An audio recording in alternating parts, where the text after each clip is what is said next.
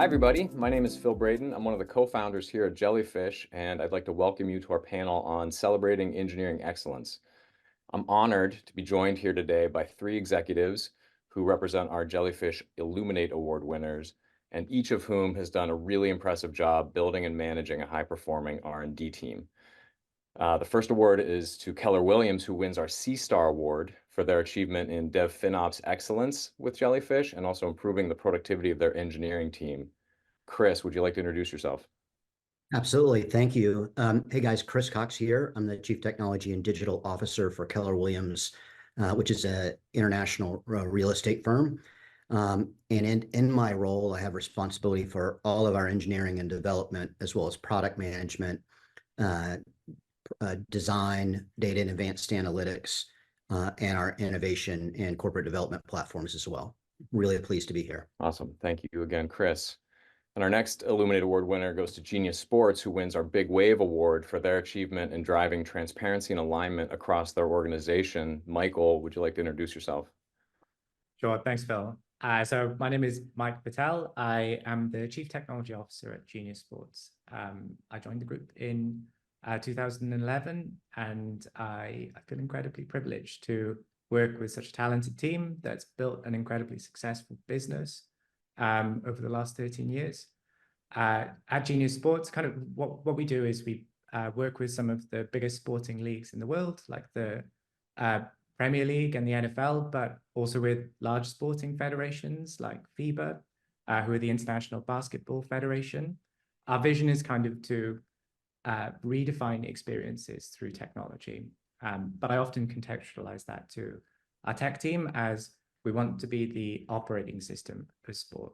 So that means we work across a diverse range of fields, from competition management to coaching tools, data collection, betting, advertising, video streaming.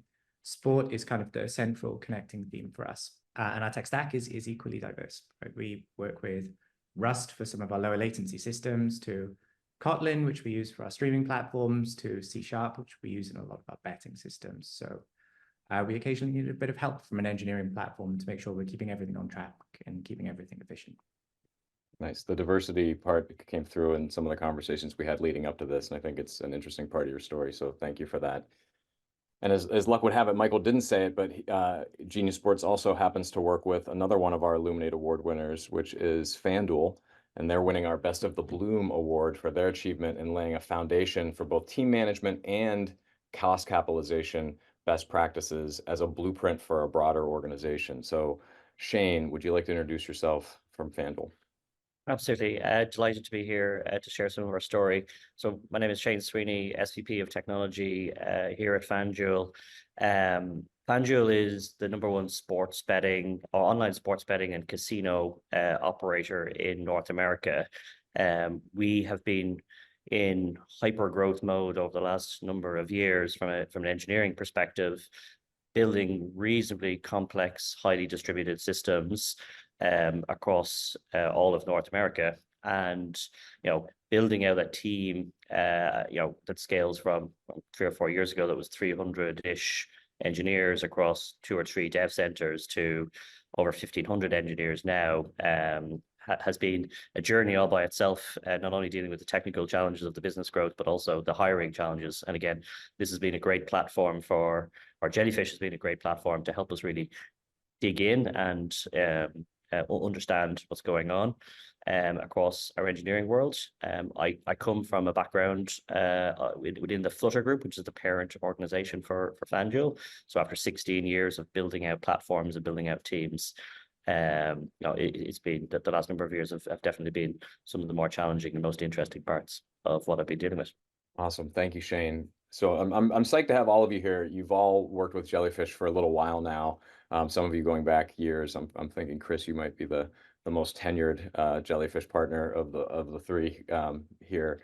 And yeah, I think it's been a wild few years for the industry and for each of your companies. So I think there's a lot of interesting perspective that comes out of that.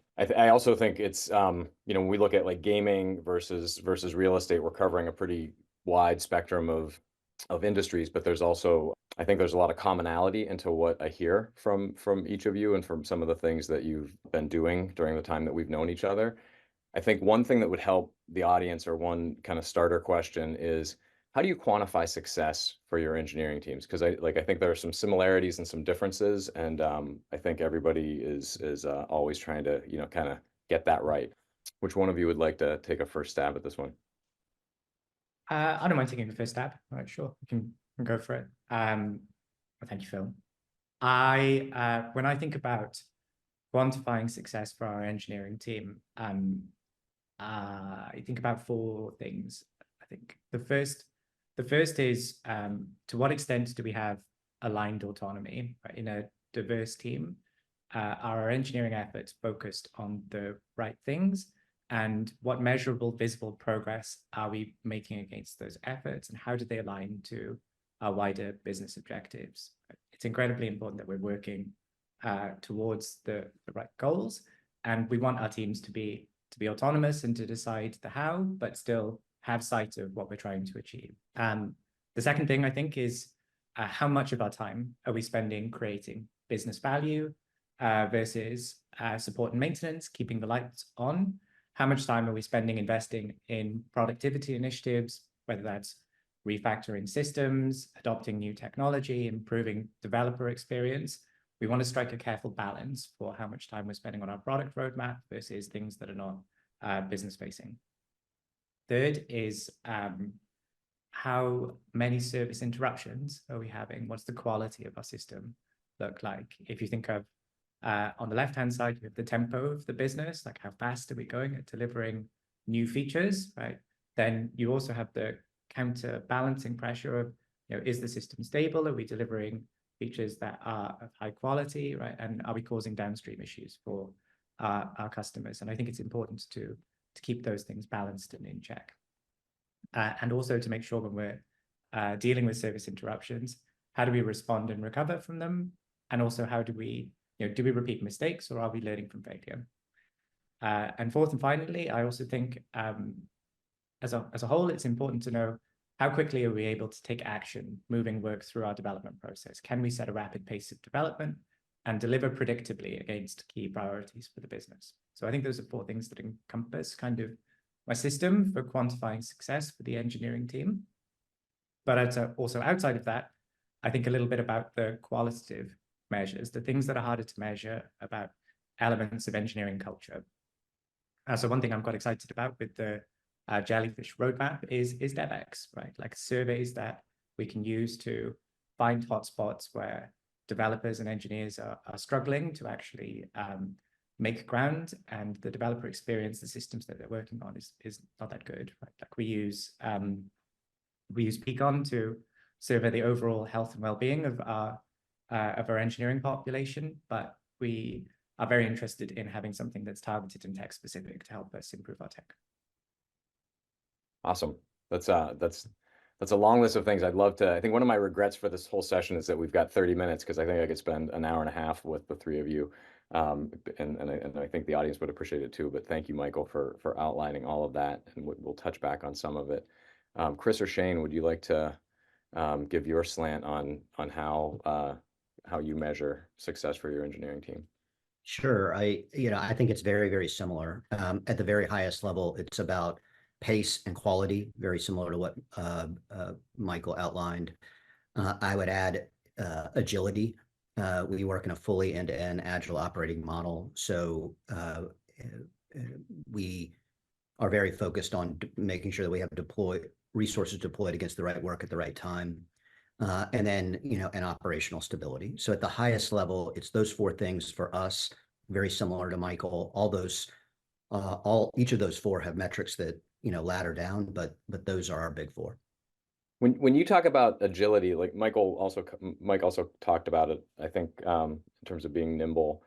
Do you measure it because sometimes this is measured at the level of, how fast are the teams responding? So, lead times and cycle times kind of metrics. And then sometimes it's, there's a level up of how quickly do you, reorg or restructure teams to go change missions, for example. Is it some of both of those things, or how do you think about it?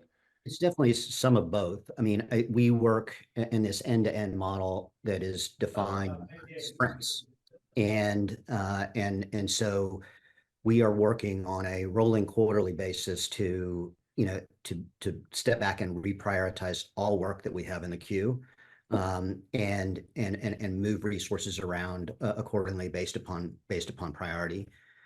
We've moved away from a sort of a project nomenclature or a project way of doing business to a model that we call persistent cross-functional teams, which means we've aligned around key customer experiences and we've persisted or dedicated teams to those experiences. Those teams work in roughly 2 to 3 week sprints, and then across our organization we pull up no less frequently than quarterly to restack priorities and to realign resources as we need to. That's great. So you try to keep the team stable and then focus on the operating mechanism that drives those teams. Yes, absolutely. Awesome. And Shane, last but not least, I know some of your story overlaps with this, but maybe give your spin. No, absolutely. I got really resonates what Michael and Chris said here in the last few minutes. As I said it in my introduction, FanDuel has been on this hyper growth mode, 300 to 1,500 engineers over a very short number of years, a complex environment that we have. We actually want to be able to have all of our teams operate in that agile startup type fashion while maintaining the enterprise levels of visibility and governance that our business and commercial colleagues want to have, providing the best quality and delivery of products out to our customers, and ultimately providing the best customer experience to our customers. And that's in all aspects, both from an operational perspective as well as just from a product features perspective. That means we need to really make sure that the right decisions around investments are being made and that we're working on all the right things. We want to be able to enable more innovation and see how we can really reduce the overheads associated with that growth and the complexity as early as we can in the life cycle. And that ultimately means getting insights down to a team level or an individual level was a key criterion and success criteria, but at the same time, we also didn't want the gathering up of data to become an overhead associated, adding more and more work to our engineers.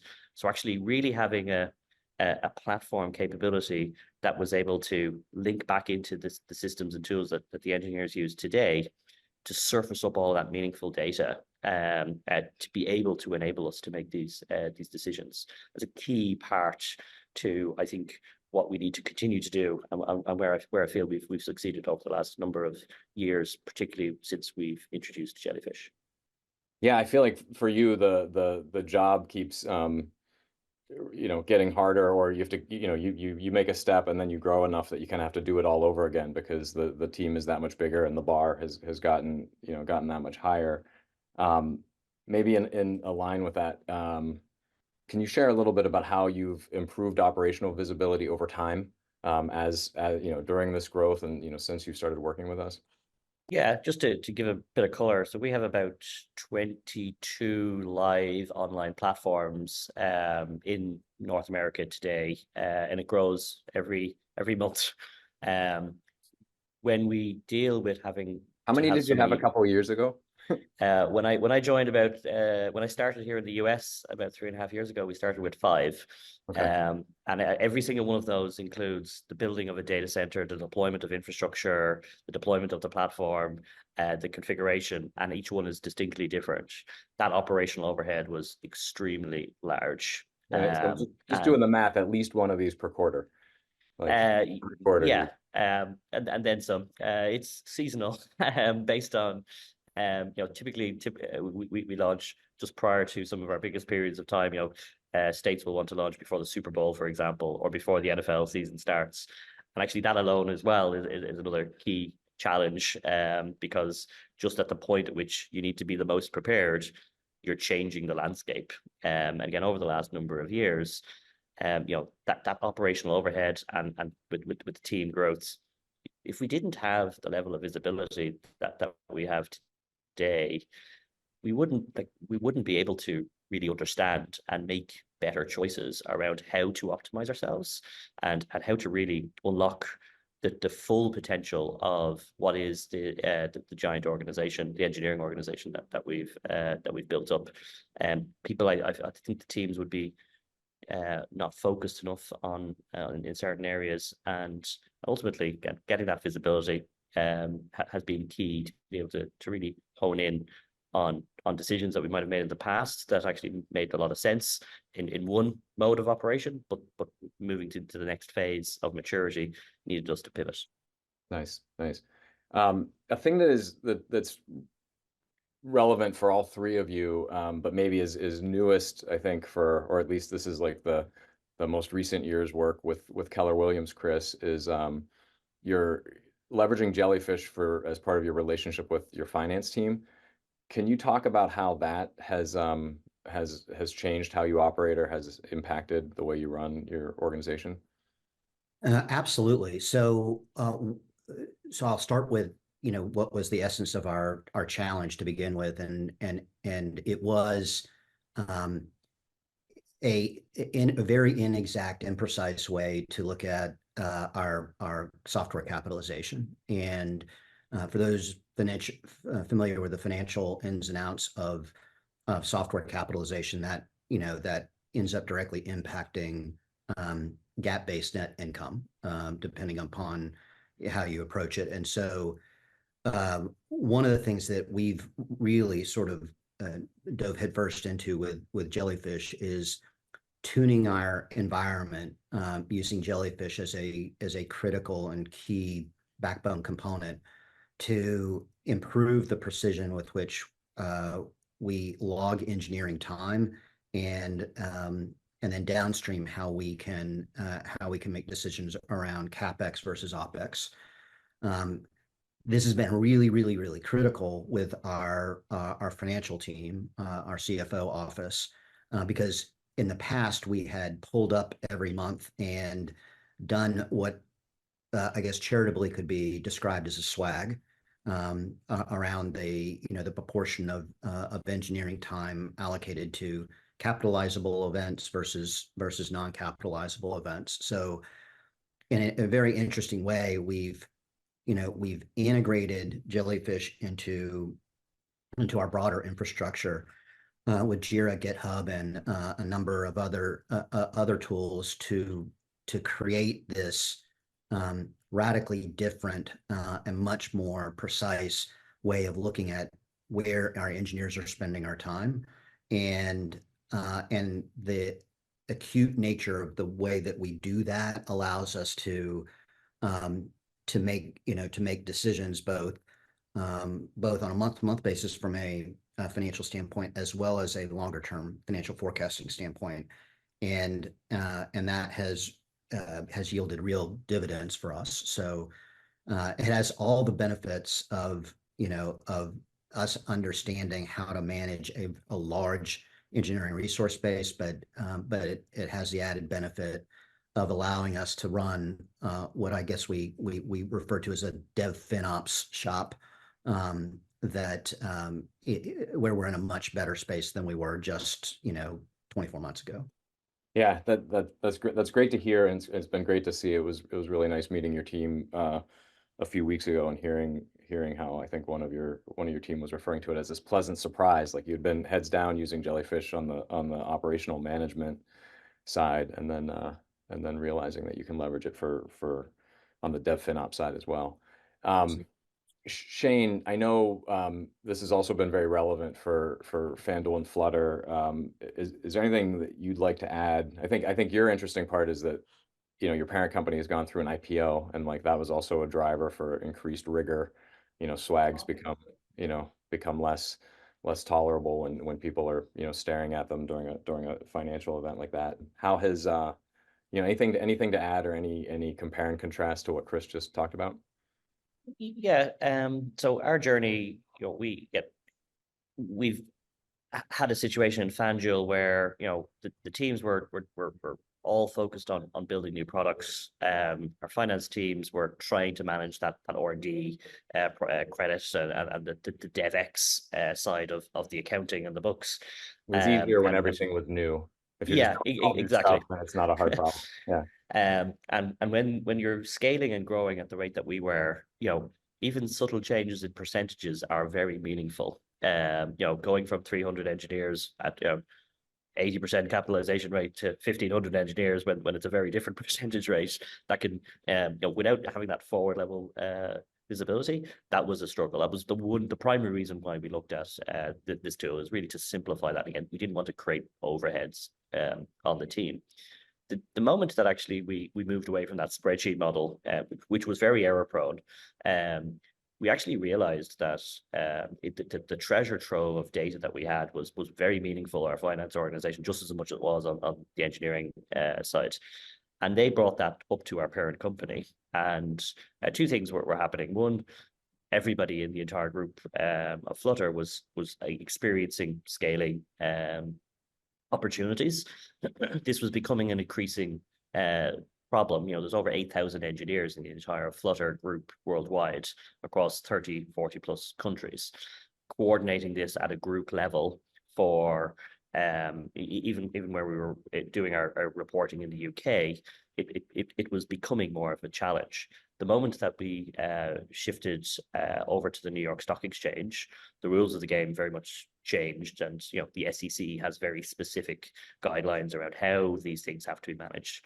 And actually, what we did was we were able to leverage the work that we did inside of FanDuel and educated the rest of Flutter. So actually, nearly all parts of the Flutter organization have built upon that capability, because they saw the value.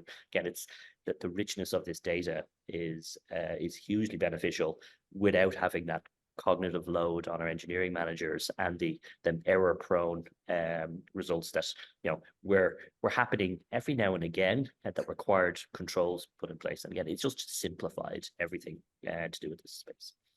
Makes sense. Thank you so much, Mike. I know that when we were talking, you mentioned how Jellyfish has been relevant to discussions with your CFO, but you've also, I think part of what we really appreciate about what Genius Sports is doing is how you've taken some of like the board slide templates that we've produced and some of like the capabilities that we're giving to you and packaging them to drive executive alignment, not just with finance, but across executive stakeholders.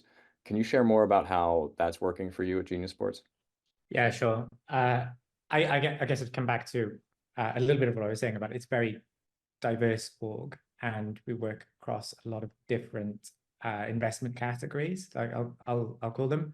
So we might be working on competition management, some pricing stuff, some risk stuff, anything from officiating to video streaming to advertising, right?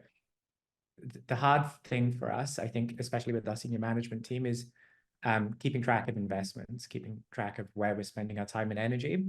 Because of the diversity.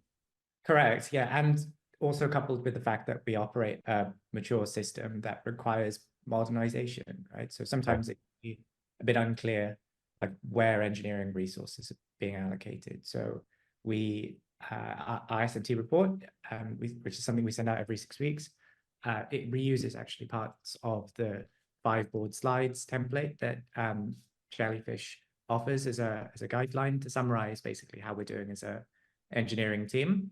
So it covers what deliverables we've completed, like not just a concise summary of what business impact they will have, right? But also the investment cost. So we sync a lot of our salary data, median salary data, split by location, and that helps us actually keep track of the amount that we've invested in initiatives over time, and that rolls up into our SMT reports.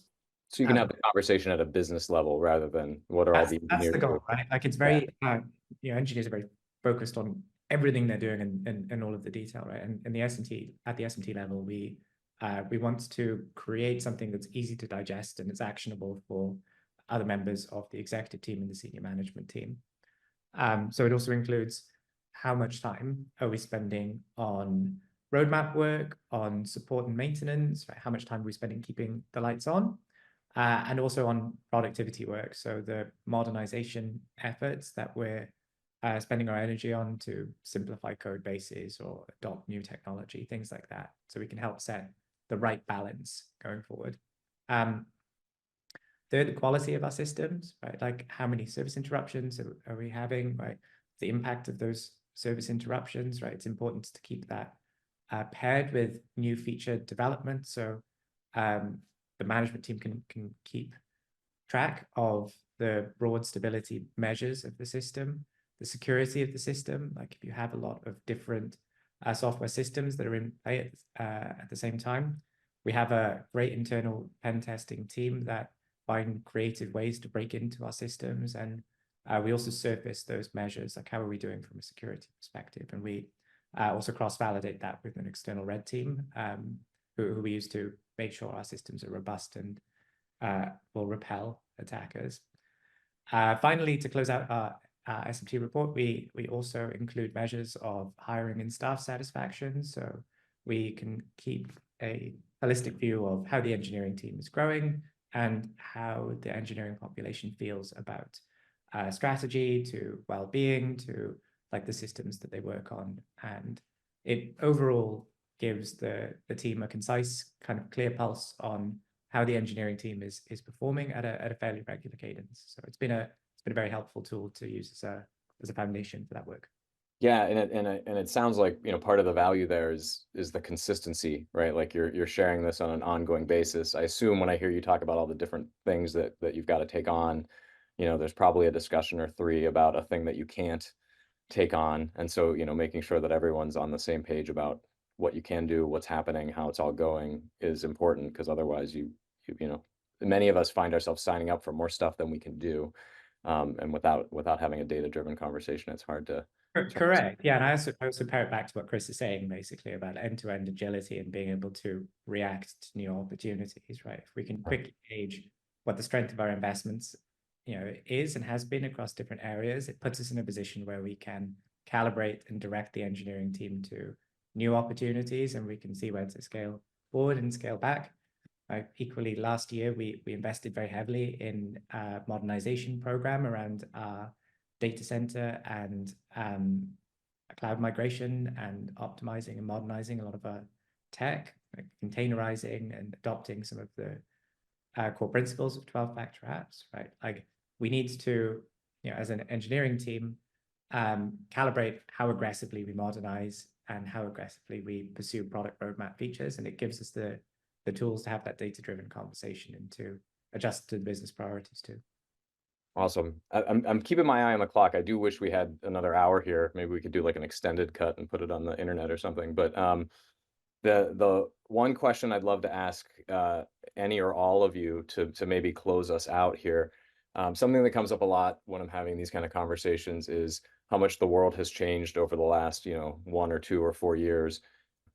So comparing now to even say just a year or two ago, how has what you're trying to do, your priorities, how you're managing and measuring your team, how has that changed? What's different now than a year or two ago? I'll go if that's okay.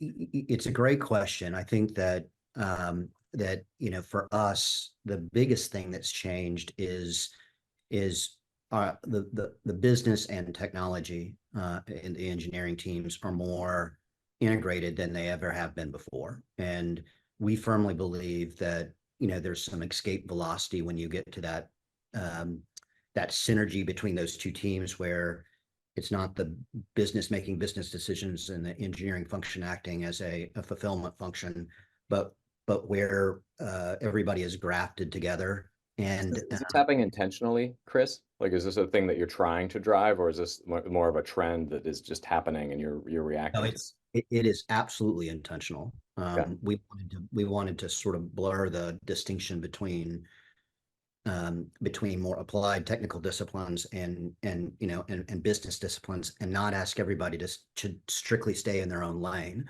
And I think the decision to move to the, you know, experienced align agile model that I talked about earlier is a big part of that, and driving connectivity into the across the enterprise in terms of what this means from a financial standpoint, like we talked with regard to the DevFinOps approach.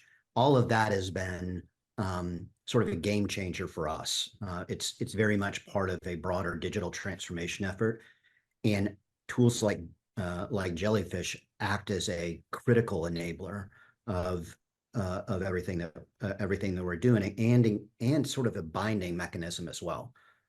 So it's been it was a thoughtful, planful, deliberate approach that we've gone down, but it's yielded better results than we even originally imagined.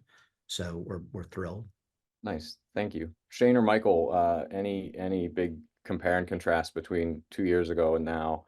Noting that Shane, we covered, like you've got a much larger team, but anything else?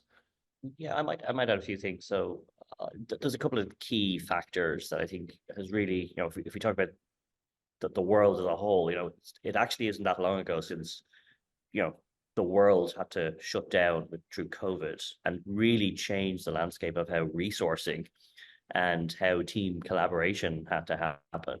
Like that was literally 2.5, 3 years ago. And we all had to figure out how we were all going to operate as a business. Now even with that lens, what does the return to work mean? And how do we leverage this new mode and this new way of people wanting to work, for us wanting to build and deliver applications? And actually our, a key phrase that you hear in the corridors of FanDuel over the last number of months, really resonates with many of us. What got us here today over the last 3 to 5 years is not actually what is going to get us into the future over the next 5 years. And actually that change of mindset and having more of an innovation, transformative perspective into the future, that has to be underpinned by rich access to data. And again, that's where I really feel that the Jellyfish platform, in particular, in particularly around resource management and engineering insights, that's one aspect of how we have to think differently. And actually, how do we better set ourselves up? How do we better scale? How do we drive more efficiencies? And these are not conversations that we really had 2 years ago, because we were too focused on building the business and getting to, that number one position was a really difficult thing to get to. It's going to be even harder to maintain it, because in our industry, it's quite an interesting landscape at the moment, with lots of entrants into the market. That's great. Thank you for that. I think a large part of what you just said is relevant, just as relevant to a 50-person team as it is to a 1,500-person team. Yes. Mike, you have the opportunity to have the last word here before we sign off. What would you like to? I hard agree with a lot of what Shane is saying. I think the change in mindset is something that resonates very very well with our engineering team too. Right? If I think back to how we've solved problems in the past, it's certainly been to hit the scale button on resourcing and try and figure out a lot of other problems later on. And we're working a lot with data to be a more efficient business, right? Like we have different expectations and market expectations now that we're a public company, and we can't just hit the resourcing button as our solution to everything. We have to be deliberate and considerate about how we're spending our time and energy and resources. And there are interest rates now. That's a change from right. Yeah. But it's also important for us to measure success and not try to eat the entire elephant, right? There are so many opportunities for a partner like us, for a technology partner, an ecosystem player like us. We have to be more deliberate in the battles that we do pick, and which battles we decide to partner with other technology companies for or pass up, and data helps us to do that. Awesome. Well, thank you all so much for joining us here. I think the session was great. I'm hoping that everyone in the audience, thank you for everyone in the audience as well. Hopefully you're getting a lot out of this. And congrats to all 3 of your companies on winning the Illuminate Awards. And I can't wait to talk to you all again soon. Take care. Thank you all. Great.